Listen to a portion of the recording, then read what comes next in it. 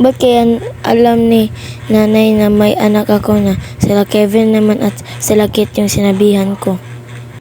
Ah, si Kate. Uy, ano? Ay, yaka!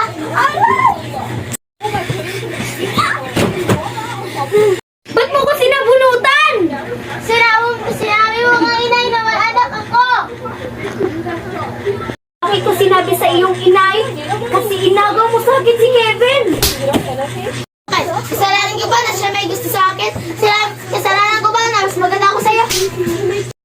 Ba't ko sinabi sa akin? Inay! Alam mo kung bakit? Kasi nasa iyo ang lahat. Nasa iyo si Kevin. May perfect family kayo. Marami ka pang kaibigan. Tapos may muroon pa kang magandang muka. Wala sa akin si Kevin. Wala akong maraming kaibigan. Tapos mapangit ako. Tapos hindi kami perfect ng pamilya ko. Kasalanan ko ba? Oo. Dahil pinatrabaho mo yung aking itay ng matagal. Sa akin nagagalit. Yeah. Ba't mo inawakan yung kamay ko? Ba't mo inawakan si Sophie? Siya yung nanguna. Sinabunutan niya ako. Yung nanguna, Kevin. Ikaw yung dahilan, Kevin. Ba't ako? Kung bakit kami nag-aaway ni Sophie.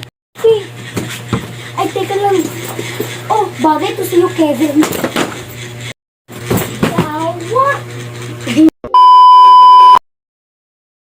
Kami kang mukha. Ay.